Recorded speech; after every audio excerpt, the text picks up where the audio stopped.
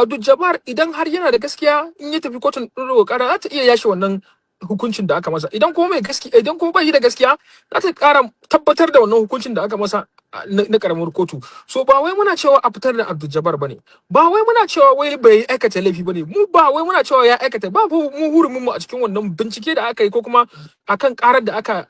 ko sorry hukuncin da aka yi akan sa, ba wannan ba hurumin mu bane. A matsayin mu na lauyoyi, mu na kare haƙƙin dan adam, mutane ne suka zo suka kawo korafin su ma mutane ne kamar yadda kowa, kamar mutum. Ba zai yi mu ce a'a wayannan mun ware su ko kuma wannan mun ware su ba. Kowa yana nema a nuna mashi hanya da zai samu adalci ne. Ni yanzu idan zan dauki case din shi, zan yi case din Abduljabbar, ba wanda zai isa ni a matsayin lawyer, kuma ba wanda zai iya ce mun kar ka yi ko ka yi. A hurumi na ne idan akwai kisa-kisan da nake, akwai kisa-kisan da bana yi. Wannan dama ne na kowane lawyer. Irin wannan abubuwan shi Cewar yana yawan shiga ne, amma da yake kasan wannan abun ya shafi addini. So duk abin da kai yi abu da bangaren addini, to in baka yi hankali ba akwai damuwoyi da yawa a ciki.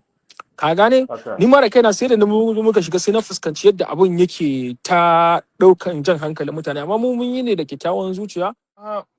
Barista Hamza Nuhu Dantani lawyer ne mai kare haƙƙin dan adam, kuma lawyer ne mai zaman kanshi. Wannan ziyara ta ku ta dau hankali matuƙa gaya, musamman a nan jihar Kano.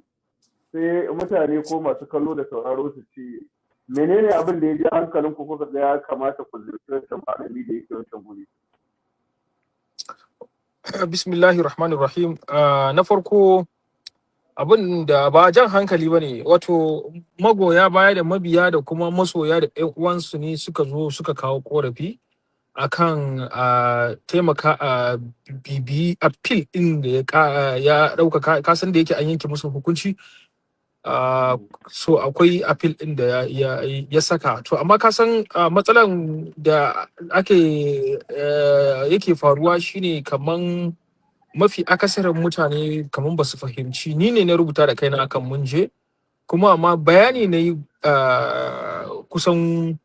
abin da dai na fi ɗauka ya fi tasiri a rubutuna shine ne na ce za mu karbi takardar appeal din, za mu yi nazari kuma za mu ba da shawara. Kasan nazari daban yake, shawara daban yake. Ba wai cewa muka yi mu za mu karbi case din mu yi ba, tunda shi karban case lalle akwai lawyer da ya file appeal din, lalle sai an me zan ce, kaman an yi discharging din other lawyers din kafin kai engaging wani lawyer. Ba wai haka kawai ba ne za mu shiga zuwan da muka yi, mun za mu bibiyi appeal din, kuma sannan kuma mu yi nazari akai, kuma mu ba da shawara ga abubuwan da ya kamata ya yi, kuma a dan bashi shawara, musamman yadda ake samun matsaloli da lauyoyi da suka gabata. Mutum aka ce na hungry man is an angry man. Wataƙila ko fusata yayi, ko yana ganin kaman ba a mishi adalci ba a shari'arsa, wataƙila yana tunanin ko wani abu, sai ya fusata yake ta koron lauyoyi. To akwai shawarwari da za a bashi, a nuna mishi hanya cewa fa akwai wata kotu na gaba, court of appeal, inda ya kai ƙara, ya saka wannan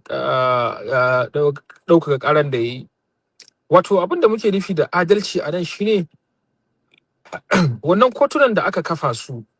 tun daga karamar kotu da aka mai shari'a, aka ƙara kafa wata babbar kotu na ɗaukaka ƙara, sannan aka ƙara kafa wata kotu na kotun koli. Duk wannan stages ne na adalci. Mutum ne watakila bai fahimta ba, ko kuma a'a mutum ne watakila yana tunanin kamar ya haƙura da judgment ɗin da aka masa, ko kuma ya ɗau kaddara, ko kuma ya ɗau kaddara cikin fushi, ko kuma yana ganin ba a mai adalci ba. Bai tunanin cewa wannan watakila wancan kotun ɗaukaka ƙara ɗin tana da wani hurumi da za ta iya mashi adalci. Shi sa muka ce a mai adalci, ko kuma a nuna masa hanyar nemo adalci. Na biyu, muna tunanin cewa akwai hanyoyi da yawa da za mu iya faɗa wa mutum akan cewa kar ya saka ran cewa ƙaramar kotu ko kuma ba yi da wani window da zai iya neman wani adalci. Dole zai iya zuwa wani kotun ɗaukaka ƙara a mishi adalci, in yana tunanin ba a mai adalci a ƙaramar kotu ba. Wato muna cikin wani zan ce kaman ƙasa ne ko al'umma ne wa'inda mafi akasarin mutane masu fahimtar ba su da yawa. akwai bambancin zaka dauki ni yanzu idan zan dauki case din shi zan yi case din Abduljabbar ba wanda zai isa ni a matsayin lawyer kuma ba wanda zai iya ce mun kar ka yi ko kai a hurumi na ne idan akwai kisa-kisan da nake akwai kisa-kisan da bana yi wannan dama ne na kowane lawyer akwai lawyer da ma shi kwata-kwata in ka ce mishi je police station ba zai je police station ba akwai wani lawyer da shi in ka ce mishi human right ba zai ba akwai wasu lawyer da su kawai suna abubuwa ne na company akwai lauyoyi da kawai suna yin abubuwa ne da suka shafi harkan filaye so kowane lawyer ya danganci akwai kuma general lawyer da kowane irin abu yana iya yi a matsayin mu na lauyoyi mu na kare hakkin dan adam mutane ne suka zo suka kawo korafin su ma mutane ne kamar yadda kowa yake da sorry yake nan kamar mutum ba zai yi mu ce a wayannan mun ware su ko kuma wayannan mun ware su ba kowa yana nema a nuna mashi hanya da zai samu adalci ne mu kuma namu shine amfanin maganar da na faɗa ba nazari zamu yi nazari kuma zamu ba da shawara idan ni ne zan ɗauki case din nan da ba zan ce zan ba da shawara ba idan ni zan yi case din nan ma ba zan zo kawo shi social media ba sai dai kawai a ga an ba da results misali so amma yana da lauyoyi kuma wataƙila akwai ɗan matsaloli da suke faruwa tsakanin su da lauyoyi da kuma irin lauyoyin da ya sallama ko rashin yadda ko kuma an sa shi cikin wani kamar zan ce zulumi ko kuma kamar rashin yadda ma da kowaye to a matsayinka na lawyer akwai hanyoyi da za ka yi counseling na mutum shi sa kai na ji ana cewa lawyer counsel akwai hanyoyi da za ka yi counseling ɗin mutum ka nuna masa cewa ba a'a ga yadda abubuwa suke ga yadda abubuwa suke ga yadda abubuwa suke shine amfanin kai nazari kuma ka ba mutum shawara to amma ka san da yake duniyar Hausawan mu kowa da ne fassarar da yake dauka kuma shi yana da yancin zuwa court of appeal dauka kara yancin sa ne kuma an kafa wannan kotun saboda ta ji adalci ne in ma baka yarda da wannan ba kana da hurumi ne da zaka tafi Supreme Court dalilai kuma duk alkalan kala-kala ne in misali alkali ɗaya ne maka a karamar kotu in ka je kotu da kara ga alkalai guda uku ne in kuma ka je kotu ɗaukaka ƙara za ga alkalai kusan guda 7 ne so saboda haka kowane yanayi yadda tsarin mulki ya bayar ne ake bi ita kanta shari'ar da kotun da aka mashi shari'a karamar kotu ce wadda ita kanta dokar ƙasar constitution ne ta kafa ta wato mutanen mu gaba daya yawanci in ba lauyoyi bane ko masana doka ne ka fahimtar da su yawanci ba lalle bane kowa ya gane za ga kowa yana cewa a'a ni akwai wanda ya sa ne ma a wuta yace ni dan wuta ne ya mun magana na kallon na mai dariya saboda bai sani ba kuma zan mishi uzuri saboda wai dan kawai ka zo ka ga mutum ya an kama korafi a matsayin ka na kare hakkin dan adam ka zo ka yi magana ka yi wa mutum magana ka ji kuma ka ce za ka yi nazari ka bada shawara kowa ya dinga yanke shawara to saboda al'umma wani sa'in sai hakuri wato barista kana nufin daga lokacin da aka ga ka fara ɗora hoton malam da kuma batun za ku shiga ku kamar ku nazarci wannan shari'a mutane sun fara muku wani kallo na daban koyaya a matsayinka na lawyer mai kare hakkin ɗan adam daman abubuwa dole sai kai hakuri wani sa'in mutane haka suke in ka zo kan mamu yanzu magoya bayan Abduljabbar su suna jin daɗi wayanda ko ba sa goyon bayan shi ko ba sa jin daɗi to haka ko a shari'a kake ko na ɓarawo wanda aka saci aka kama shi da sata lawyer da yake kare shi yana jin daɗin sa amma kuma al'umman da aka sace kayan su ba za su ji daɗi ba so haka shi harkan lawyer yake musamman abin da ya shafi harkan kare hakkin ɗan adam misali kaga akwai kesin da jimawa da nayi na shekara 1 da ya wuce da na yara yan zanga-zanga yara ƙananan na yan Kano in ka tuna kaga yanzu gwamnatin tarayya ta dauke mu a matsayin makiyanta saboda mun zo mun tona mata asiri mun zo mun ciro yaran da suka kama suka kulle su ba bisa ka'ida ba amma kaga iyayen yaran da kuma al'umma kuma kaga sun ji daɗi abin da na fuskanta na duk inda kake a matsayin inda kake karewa ne za su ji daɗi inda kuma aka musu kaman an tsaya musu ta bangaren ba a musu abin da suke so ba za su ji daɗi ba to wannan a matsayin ka na lawyer na kare hakkin adam dama ya kamata wannan abin ya zama maka at back of your memory wannan abin zai zama ma dole so wannan ba wani abu bane amma mutane kan kowa zai maka kallo sai dai kai ka tsarkake zuciyarka ka kasance abin da kake yi din abu ne bai saba dokar da kake ba kuma ka yi nazari da shi kanshi addinin ka wato ni a matsayin na musulmi ba cewa ne wai zan je in share hukuncin da aka yi wa Abduljabbar abin isa ba hukuncin kotu ne ba wani lawyer da ya sai share wannan hukuncin sai kotun ɗaukaka ƙara kuma kotun ɗaukaka ƙara mu a matsayin mu na lauyoyi ko da ma ya ɗauke ni a matsayin lawyer ni ban isa yanzu ce zan share wannan hukuncin da aka masa ba ai akwai alkalai su ne masu hukunci to mutane sun kasa gane aikin gaba daya wasu suna tunanin kaman ko kai a matsayin ka na lawyer kai zaka je ka yashe ko ka share wannan hukuncin ai baka isa ba alkalai su ne wanda za su zo su ji korafi shi sa aka kafa su kai ka gabatar da hujjojinka, su ne za su iya yanke hukunci. Abdul-Jabbar idan har yana da gaskiya, in ya tafi kotun ɗaukaka ƙara za ta iya yashe wannan hukuncin da aka masa. Idan kuma mai gaskiya, idan kuma ba shi da gaskiya, za ta ƙara tabbatar da wannan hukuncin da aka masa na ƙaramar kotu. So ba wai muna cewa a fitar da Abdul-Jabbar bane, ba wai muna cewa wai bai aikata laifi bane, mu ba wai muna cewa ya aikata, ba mu hurumin mu a cikin wannan bincike da aka yi ko kuma akan ƙarar da aka ko sorry hukuncin da aka yi a kansa, ba wannan ba hurumin mu bane, ba mu da wani alaka da wannan. Yanzu da kuka ziyarci Malam Abduljabbar, shin ya karɓe ku hannu biyu, ya yadda ya gamsu zai aiki da ku? Ai na gaya maka, mu ba wai mun je bane a matsayin lauyoyin da za su zo su yi aiki da shi da farko. Shi sa na ce maka za mu yi zanzari, za mu ba da shawara. Ba yanzu ba lokacin da zai ce ya yadda ko kuma a'a akasin ya yadda bane. Ba wai mun je mu ɗauki kes ɗin bane, ka gane? Za mu ji abubuwa, za mu ba da shawara. Idan har misali za mu yi kes ɗin ne, ai ba zan zo in ce za ba da shawara ba, da tuntuni mun ɗauki kes. Ma har ai kes a gama ba wanda zai sani, sai dai kawai a ga results. Wato mu a matsayin mu na lauyoyin kare haƙƙin ɗan adam, har ka ga mun kawo abu social media, wato nazari, a duba nazarin, mu duba nazarin hukuncin da aka yi masa, da kuma ba da shawarwari. Shawarwari kala-kala ne. Akwai abubuwa da yawa da ya danganci shawara. Na farko za ka iya ba mutum shawara ga matakin da ya kamata ya ɗauka, ga abubuwan da ya kamata ya yi, ga abubuwan da ya kamata, ka gane, abubuwa ya wuce da kake tunani a harkar shari'a. So ka san kowa da fahimta, kuma kowa da yanayin yadda ya bi, amma mu ba mu isa mu goge hukunci da aka yi masa na karamar kotu ba. Alkalin kotu to ɗaukar ƙara su ne suke da wannan hurumin, ba mu ba. Kuma mu shawara ne namu, kuma mu yi nazari mu ga wani irin abubuwa za a yi ɗauka a bashi. I think that's all. Barisa, mutane suna cewa wai ɗaliban malam ne ko wasu ne suka ce ya kamata ku shigo ku ba da shawara, ko ku a karan kanku ne? Ai ba yanda za ka yi, mu a matsayinmu na ƙungiyoyi na kare hakkin ɗan adam, mu muna duba yanayin yadda hakkin mutum yake. Ka san hakkin shi ne tafi kotun ɗaukar ƙara. Akwai 'yan uwansa, na gaya maka, da ƙungiya da mabiya da suka zo suka same mu, ya fi ma shekara ɗaya ana tuntuɓar mu. To ai irin wannan kisan kesi ne mai hatsarin gaske, wadda ba komai bane zaka saka bakinka a ciki. Wannan abu ne wanda dole ne a matsayin mu na lauyoyi, kamar ni da nake wakiltan Arewa, a matsayina na lawyer na kungiya na Nigerian Bar Association mai wakiltar Arewa, akwai abubuwa da dole za a tuntuɓe ni a ji menene zan faɗa. To kaga mutane ne suka same ka, ba zai yi ka bambanta su ka ce a'a wayannan mutane yan kungiya kaza ne, ba zan saurare su ba, a'a wane kaza ai yayi kaza. Mu a matsayin mu, ko mayaye ne mutum, ko me ya faru zaka ji shi, ba ɗauke ba korarsa zaka yi ba, ka je ka zauna da shi, ya maka korafin wane kaza, kai zaka je ka zauna da wane kaza din, sai ku zauna ku yi magana. In ka zo, kai zaka zo ka zauna ka yi nazari, sai ka bada shawara. In mutumin ya ga cewa kai zaka iya mishi kes, idan ka zo wajen ka zai ce maka kai ka mun kes, idan ka ga dama ka yi, idan ka ga dama kuma zaka iya cewa a'a ba za ka iya yi ba, ko kuma cika ce a'a ga shawara,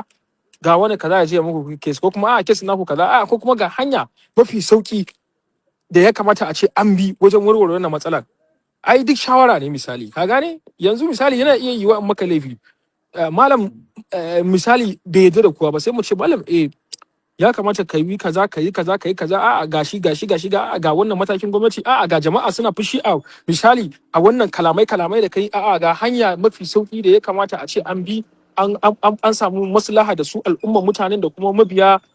mabiyanka da kuma al'umman duniya. Kaga ai hanyoyi ne kake ba mutum shawara. Misali, ni ne nake rigima da kai ka ce kana zargi nan cewa akwai abin da nayi bai kamata ba, ni ina tunanin abin da nayi din ya kamata kuma ya dace. Wataƙila abin nan hanya ne mafi sauki, amma ni wataƙila a nawa tunanin kaman ba mai sauki bane. Amma in na samu wanda zai ban shawara da ya kamata, zai iya ban shawara ya ce wane kaza, wani abu mai sauki ne, ka samu wane kaza ku sasanta da shi, a'a kalamai da kai kaza akwai suna ganin kaman kaza. In da ya define, kaga duk shawara ne, kuma mu a matsayin mu na lauyoyi za mu iya bayarwa. Mun bayar wanda na mun san cewa ba zai iya samun kaman matsala da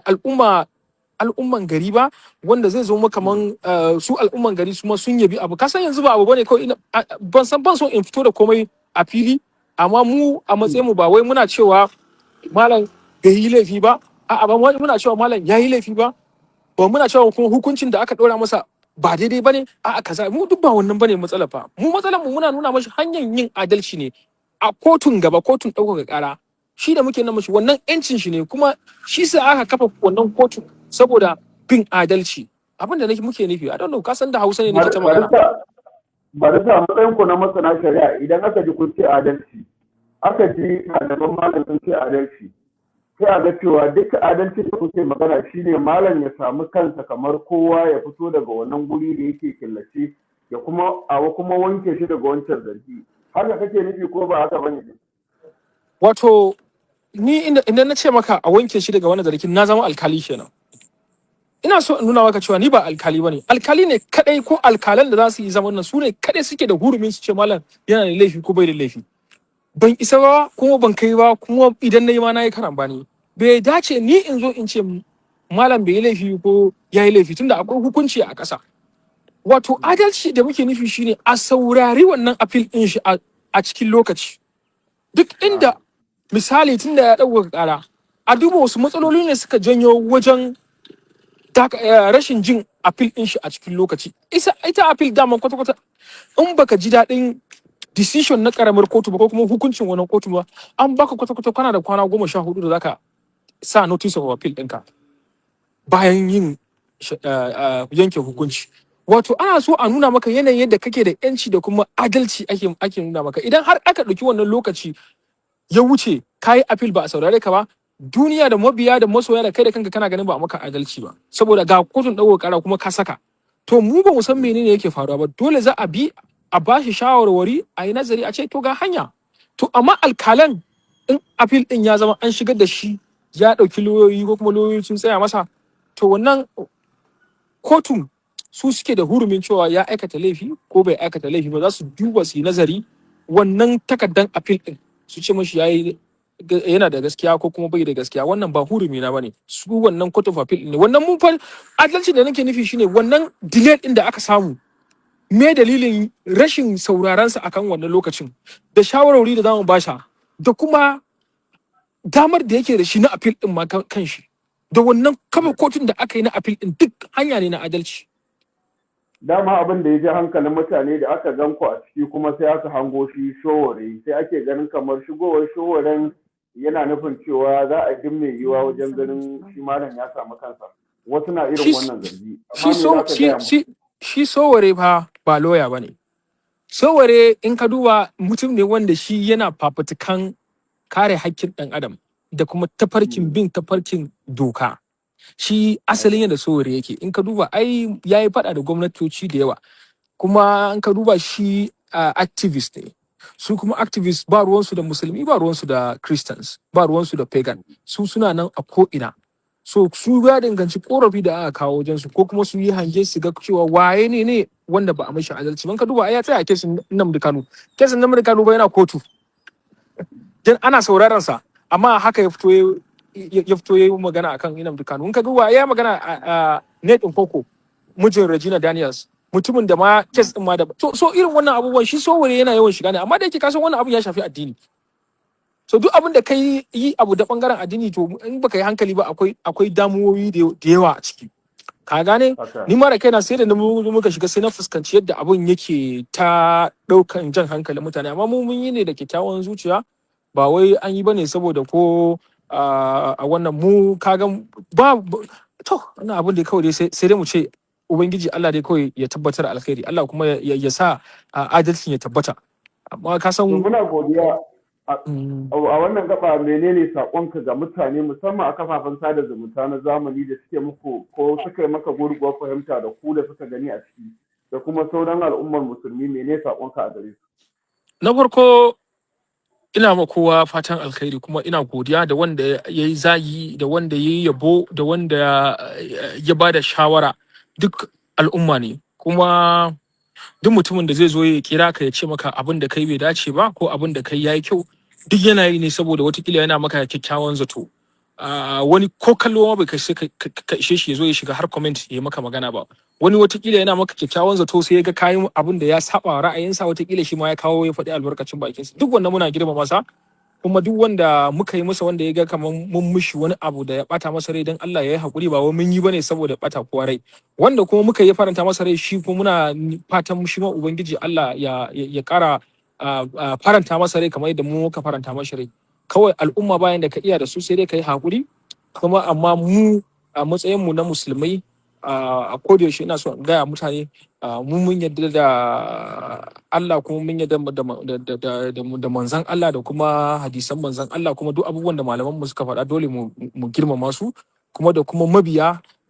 saboda na karɓi